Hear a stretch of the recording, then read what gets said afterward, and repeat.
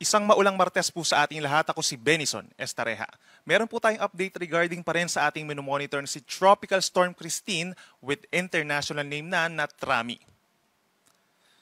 As of 4 in the morning ay huling namataan itong sentro ni Bagyong Christine, 390 kilometers po silangan ng Virac, Catanduanes. So patuloy pa rin ang paglapit nito sa ating kalupaan.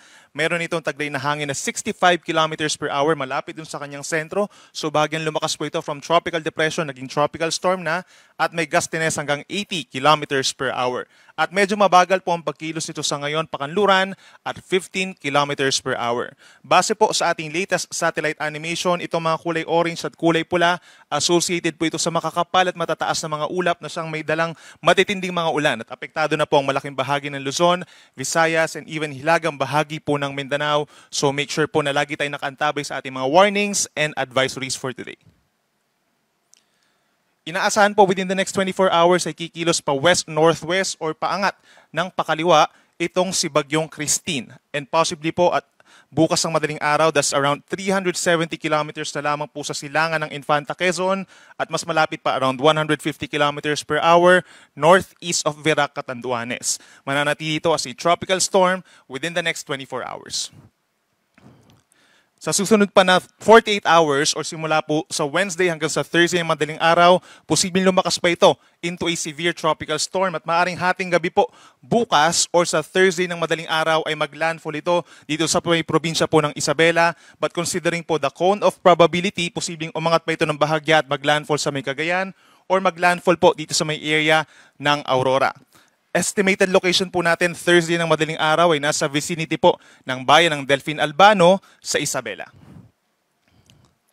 And then after po niya maglandfall dito sa may Cagayan Valley, posibleng tawarin din ito pagsapit po ng Thursday ang malaking bahagi pa ng Cordillera Region and Ilocos Region. Mag-emerge dito sa may Ilocos Sur papunta ng West Philippine Sea and around Friday po ng madaling araw, estimated location po nito is 165 kilometers west-southwest of Sinait, Ilocos Sur. Possibly po pagsapit dito sa may West Philippine Sea ay mas lumakas pa ito bilang isang typhoon.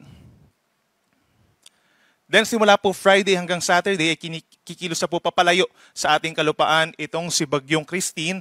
Inaasahang lalakas pa rin ito bilang isang typhoon and estimated location is 500 kilometers po west of Ilocos Sur. Maring nakalabas na ito ng ating area of responsibility pagsapit po ng Friday ng hapon or gabi. Sa ngayon po nakataas ang Tropical Cyclone Wind Signal number 1 sa maraming lugar sa ating bansa, mapa Luzon, Visayas, or Mindanao. Meron tayong Signal number 1 na sa eastern and central portions of Mainland Cagayan, pababa ng Isabela, Quirino, southern Nueva Vizcaya, gayon din ng Aurora, eastern portion of Rizal, and eastern portion of Laguna.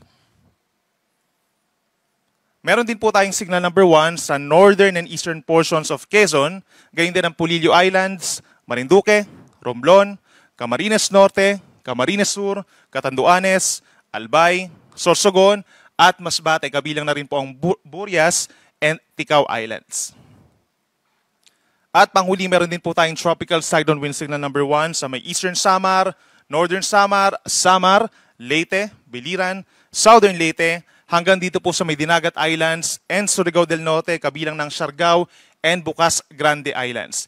Ito yung mga lugar po na makakaranas sa mga pagbugso ng hangin na hanggang 55 kilometers per hour sa susunod po na 24 oras. But please take note po, habang lumalapit itong si Bagyong Christine, mas maraming lugar pa dito sa Luzon and possibly dito sa may ilang parte pa ng Visayas ang magkakaroon ng wind signal number 1 at mas maraming lugar pa dito sa may eastern sides ng Luzon and Visayas ang posibleng itaas pa natin into signal number 2 or number 3 sa mga susunod pa po na mga bulletins habang lumalakas itong si Bagyong Christine.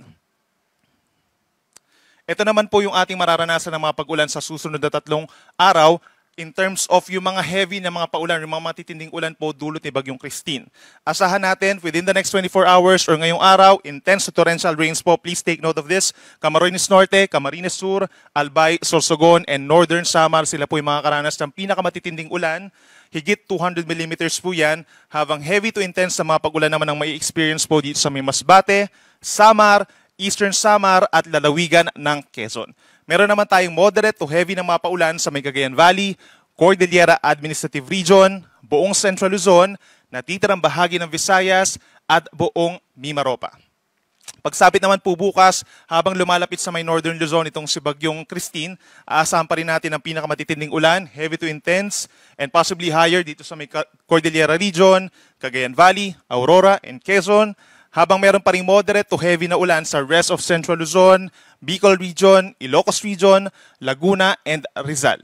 Then pagsapit naman po ng Thursday, kung saan maaaring tumatawid po itong si Bagyong Christine sa may Northern Luzon, ay meron pa rin tayong heavy to intense na ulan sa Ilocos Region, Cordillera Region, and Cagayan Valley, habang moderate to heavy na mga paulan pa rin sa may Central Luzon, Calabarzon, and Metro Manila. Ang natitirang bahagi po ng Luzon, kabilang na rin ng Metro Manila, within the next 3 days, possible pong makulimlim na panahon at maulang panahon. Gayun din ang natitirang bahagi pa ng Visayas, Zamboanga Peninsula, Northern Mindanao at ilang pambahagi po ng Bangsamoro Region, kaya't mag-ingat din po sa mga banta ng baha at landslides sa mga hindi natin nabagit na lugar na merong possible po na heavy to intense na mga paulan. Possible po itong mga lugar na ito, magtataas tayo ng mga heavy rainfall warnings, and please take note po, no, possible din tayo na magkaroon ng mga suspensions ng klase or sa work, depende po sa inyong itataas na rainfall warnings. Kung orange or red warnings, most likely po magkakaroon ng suspension. Kapag naman meron tayong signal number 1, suspended ang preschool, but for signal numbers 2, 3, and 4, or even higher, ay mas maraming lugar pa po at mas marami pang, even yung mga high school and elementary, magkakaroon din po ng mga class suspensions. Patuloy po na paalala natin sa ating mga kababayan, sa mga susunod na araw ay magiging maulan po sa maraming parte po ng ating bansa. So mag-ingat po sa mga banta ng baha, lalo na sa mga low-lying areas at yung mga hindi masyadong binabaha, possible din po na bahain sa inyong lugar. Possible din yung pagguho ng lupa, lalo na po sa mga bulubundukin na lugar. We're talking of Cordillera Region and parts of other parts of Central and Southern Luzon.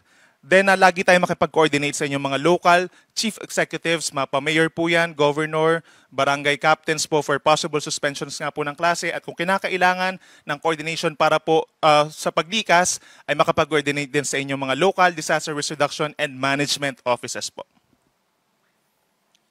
Base naman doon sa dadalhin po ng mga pagbugso ng hangin, hindi lang yung mga may signal number, tropical cyclone wind signal sa magkakaroon ng matinding bugso ng hangin. Asahan din po natin ngayong araw, some parts of our country magkakaroon din ng mga pagbugso. Bahagyang epekto na rin ng outer portion itong si Bagyong Christine.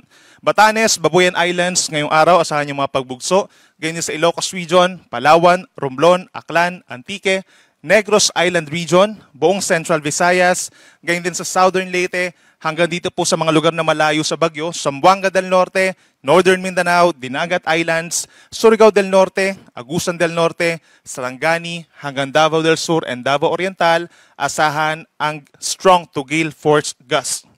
Ngayon, pagsapit po ng Wednesday, mas maraming lugar pa sa ating bansa magkakaroon ng mga pagbugso. Kabilang nandyan ang Mimaropa, Visayas, and Mindanao, kahit malayo po sa kanilang lugar ang Bagyong Christine. In terms of matataas na alon, meron na rin po tayong gale warning in many areas of Luzon and Visayas, hanggang 5.5 meters po sa lalawigan or sa seaboards ng Catanduanes, habang 4.5 meters or nasa 1.5 palapag ng gusali dun sa ilan pang bahagi po ng Eastern Visayas and Eastern Luzon. Kabilang na ang silangang baybayin ng Cagayan, pababa ng Isabela, Aurora, Polillo Islands, Camarines Norte, Camarines Sur, Catanduanes, Albay, Sorsogon, baybayin ng Masbate, hanggang dito sa may Northern Samar and Samar. Delikado po ang mga magiging pag-alon. Most likely po pagbabawalan na yung ating mga kababayan doon, mapamaliit man or malaking sasakyang pandagat, lalo na kapag merong wind signals sa inyong lugar. Magiging maalon din po sa natitirang baybayin pa po ng Luzon and Visayas habang lumalapit itong si Bagyong Christine. So lagi po magantabay sa mga updates regarding sa gale warning din po.